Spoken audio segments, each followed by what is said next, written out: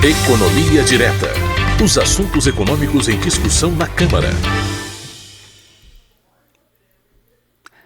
Bom, o 8º episódio da série especial com a consultoria do Orçamento da Câmara traz hoje um tema central no debate parlamentar: as mudanças no imposto de renda e os impactos econômicos e fiscais das alterações propostas pelo governo. Aqui comigo nos estúdios da Rádio e da TV Câmara já estão os consultores Hélio Rego e Jordano Ronconi. Muito bom dia. Bom dia, Ana. Tudo bom? Obrigada por estar com a gente em mais um episódio do Economia Direta, em parceria com a consultoria do Orçamento. Eu acho o seguinte, a gente sabe que tem uma proposta em discussão aqui no Congresso, quem acompanha a gente aqui na Rádio Câmara, na TV Câmara, sabe que ela está em discussão. Eu acho que, então, para a gente começar, seria interessante que vocês pudessem traçar as linhas gerais dessa proposta que o governo encaminhou aqui para o Congresso para mudanças nas regras do imposto de renda, né? Isso. O que acontece, esse assunto, ele acaba sendo de bastante interesse para a consultoria de orçamento, porque ele acaba gerando diversos impactos, tanto nas contas públicas federais, como também nas contas públicas municipais, estaduais. E um dos pontos gerais que é importante ter em mente é que o modelo do imposto de renda atualmente no Brasil ele é bastante regressivo, ou seja, quanto maior a tua faixa de renda, menos imposto efetivamente você está pagando. E acredito que até o Hélio pode já comentar sobre o projeto em si, mas o que esse projeto vem procurando alterar é dar uma isenção para uma determinada parcela e colocar um imposto mínimo, uma alíquota mínima para uma faixa de renda maior. Então você teria ali uma perda e um ganho, e isso geraria um impacto em termos de arrecadação. O ponto que a gente está bastante de olho nesse cenário é de que o imposto de renda no orçamento, ele sofre de alguns impactos, né? Dois impactos são um impacto no imposto de renda retido na fonte, ou seja, tem os servidores que justamente pagam o imposto de renda e esse imposto, com previsão constitucional, ele é devolvido já direto para os entes estaduais e municipais. Então ali vai ter um impacto significativo, porque uma parcela dessas pessoas não vai estar isenta e isso vai acabar afetando as receitas dos entes locais. E o outro impacto é a questão que tem os fundos de participação dos municípios e do estado, que uma parcela desse valor é do imposto de renda. Então, ali vai ter, de certa forma, se espera que ocorra um crescimento das transferências para esses entes, né? Então, acho que esses são os pontos principais. Não sei se você quer comentar especificamente do projeto de lei, Hélio. Eu acho que seria legal falar, né, o Jordano comentou aqui, Hélio, das faixas, né, que vão ter uma diferença agora que aumenta, sabe, quem vai deixar de pagar o imposto de renda e quem vai passar a pagar o imposto de renda para poder compensar essa isenção, que é o que o governo está propondo, né? Perfeito. O PL em questão é o PL 1087 de 2025, né? Ele foi enviado em março e a principal medida realmente é essa, né, de reduzir o imposto de renda pago por quem ganha entre 5 e 7 mil reais, né? Então, você zera o imposto de renda de quem ganha 5 mil e depois você tem uma regra que é linear de redução desse imposto até chegar aos 7 mil reais. E como compensação dessa medida, você institui um imposto mínimo para as altas rendas, né? Esse projeto foi encaminhado em março. Em abril, em paralelo, foi enviada uma medida provisória que ampliou a faixa de isenção do imposto de renda, que é uma medida que beneficia todos os contribuintes, para 2 salários mínimos. E o projeto, na verdade, o PL 1087, já compensava essa medida de abril. E chegando aqui na Câmara, foi instituída uma comissão especial para deliberar esse projeto. O relator é o deputado Arthur Lira. E a tramitação se encontra agora na fase de audiências, né? Estão sendo realizadas audiências públicas até dia 20 de junho. E, em paralelo, como há um certo impasse ainda sobre qual vai ser a reforma de IR final, essa medida provisória foi apresentada no PL, o PL 2692, que está na pauta agora de quarta-feira. Está com urgência para ser votado e manter essa ampliação da faixa de isenção. Inclusive, tu até comentou dessa questão das audiências públicas que estão acontecendo. Eu até recomendo para quem tem interesse nesse assunto.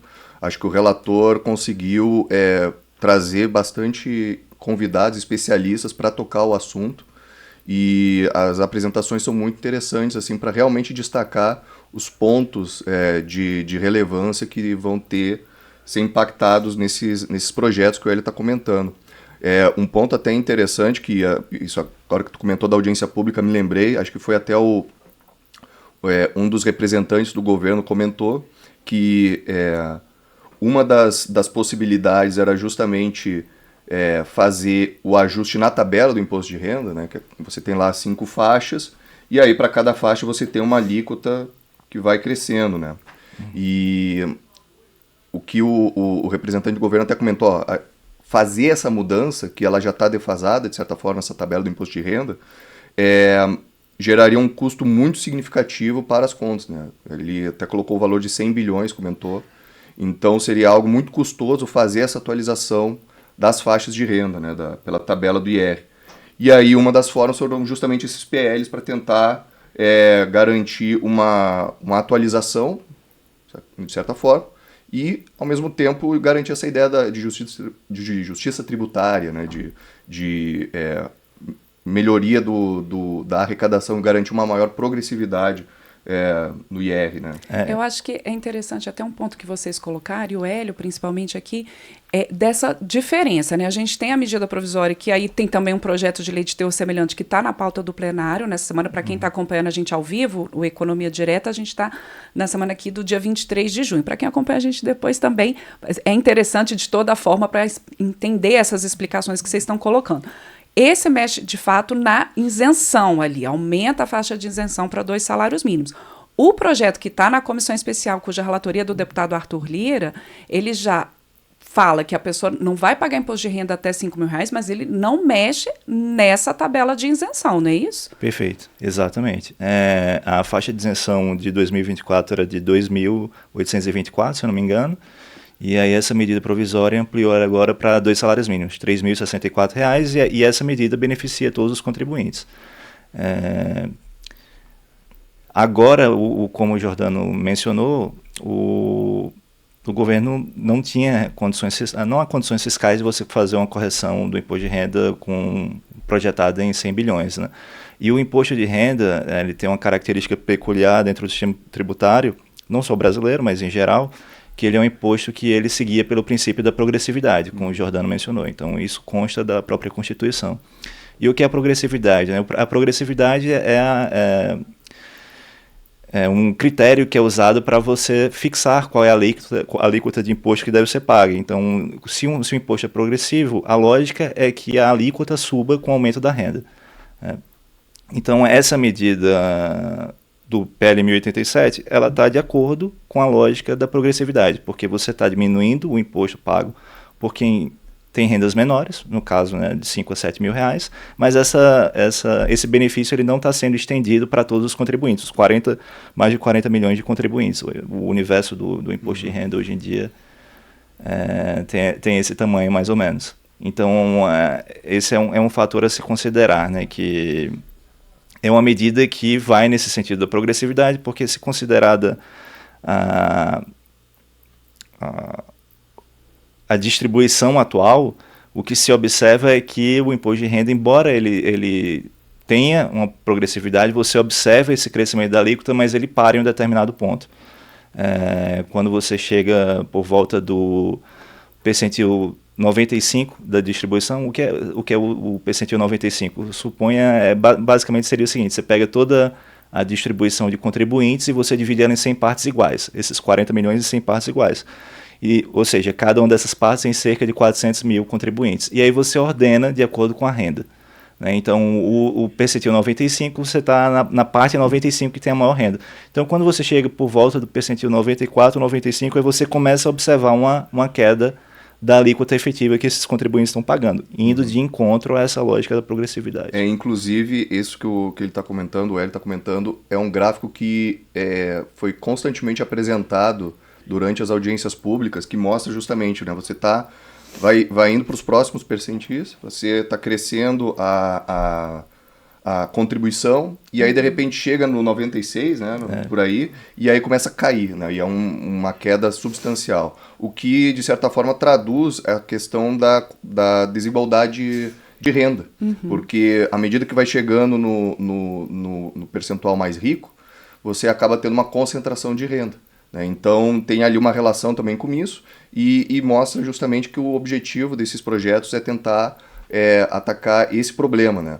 Porque, inclusive, alguns números que os representantes do Ministério da Fazenda comentaram, né, oriundos dessas análises, é que o 1% da população acaba concentrando 20% da renda. E aí, quando se olha para o 0,1% da população, concentra 10% da renda. Então, mesmo chegando lá no finalzinho desse percentil, você vê uma concentração de renda significativa. Então, isso é também oriundo principalmente dessa questão da contribuição do imposto de renda, né? Então, afeta bastante isso. Agora, queria voltar um pouquinho no que, Jordano, você colocou no início aqui do comentário do impacto do imposto de renda na distribuição para os entes, né, os municípios e os estados.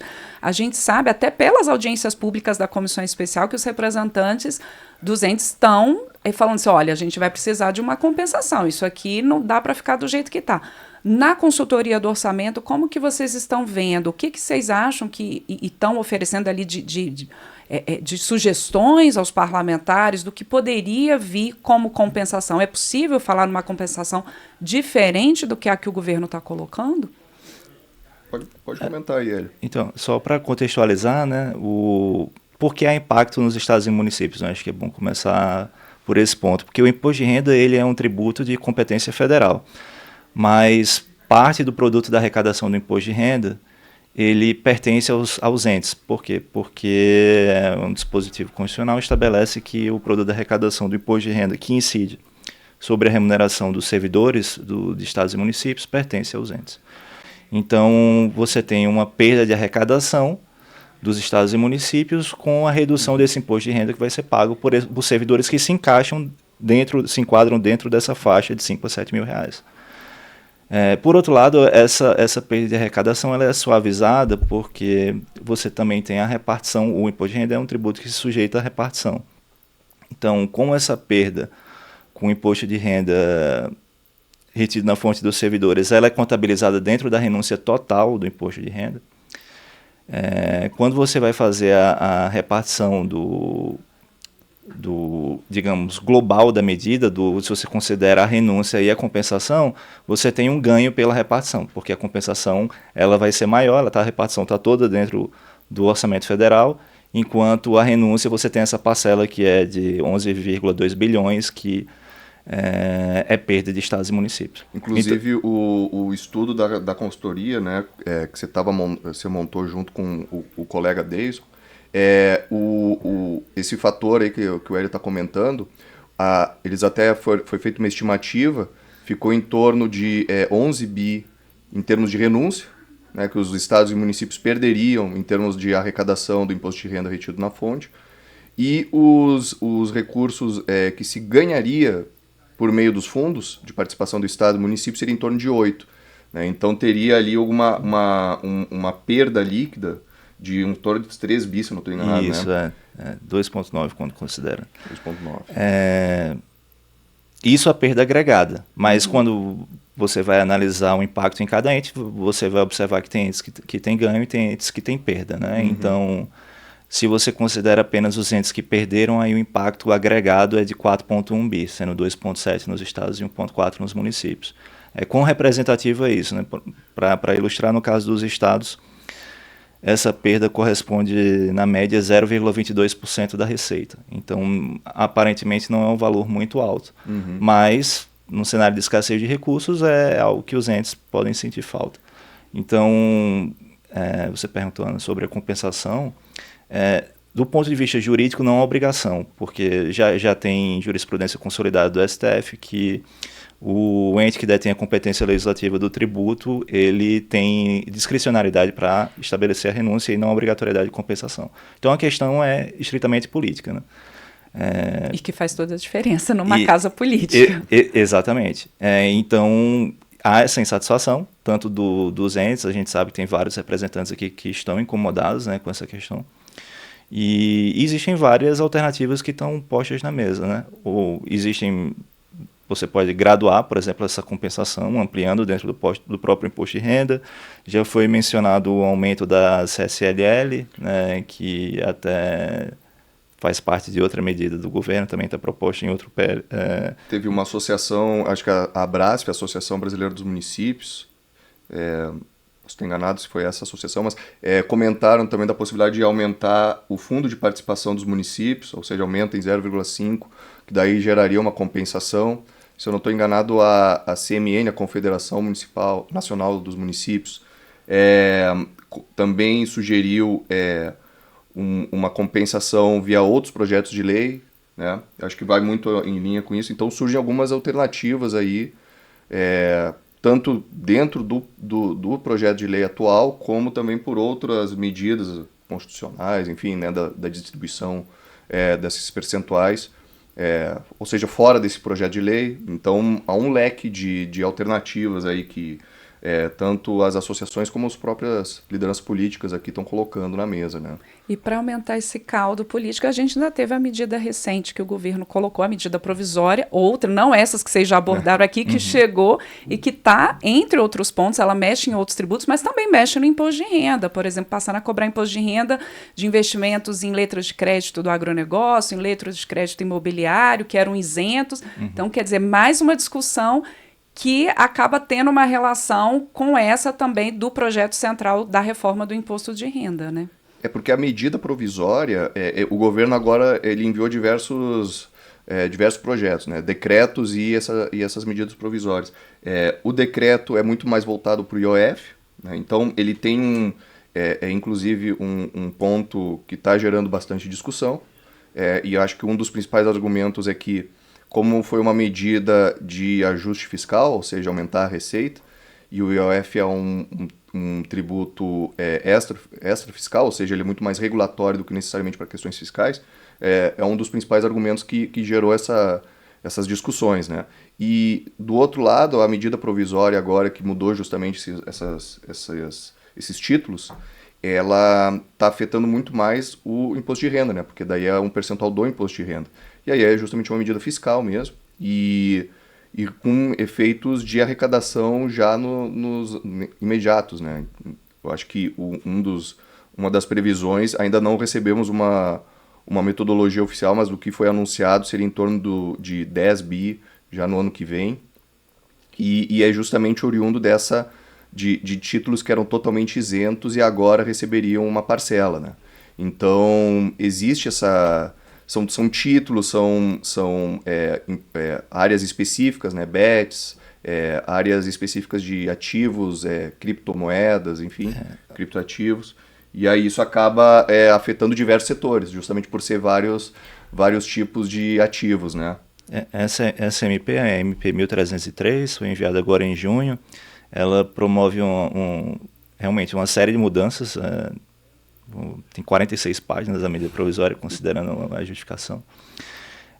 E se fosse para estruturar essas mudanças assim, nos pontos principais, você tem o fim da isenção, né, das letras de crédito, que passariam agora a ter uma alíquota de 5%. Você tem o aumento da CSLL, como eu havia mencionado antes, é uma medida que o governo já vinha propondo desde o ano passado, e agora retomou. Você tem uma mudança no juros sobre o capital próprio também, um aumento para 20%. E há uma outra medida que é a de compensação. O impacto no tempo dessas medidas não é o mesmo. O que eu quero dizer com isso é que algumas dessas medidas não têm impacto imediato. É o caso, por exemplo, do fim da isenção das letras de crédito, não tem impacto em 2025. E algumas outras já têm. Então, se você... A estimativa de impacto do executivo, né, já considera um aumento de receita de 10 bilhões em 2025. Para esse ano, isso. Esse ano, né? Então, que aí não pega, não resulta desse fim da isenção nem das letras de crédito, nem do aumento do JCP. Em ambos os casos, esse aumento de arrecadação inicia em 2026. Eu vou, assim, a gente tem sempre o nosso timing aqui, que a gente tem que encerrar, mas já vou deixar um convite para a gente poder voltar a falar desse tema, especificamente da medida provisória, dos vários impactos, porque a gente sabe que esse é um tema que vai estar muito em debate aqui na Câmara dos Deputados e que certamente são temas que passam por vocês na consultoria. Por hora, eu vou agradecendo ao Jordano Ronconi mais uma vez, aqui nos nossos episódios do Economia Direta, e ao Hélio Rego também ficando um convite para uma próxima vinda. E agradeço aqui para vocês e até o próximo episódio. Obrigado, Ana. Bom dia. Obrigado, igualmente.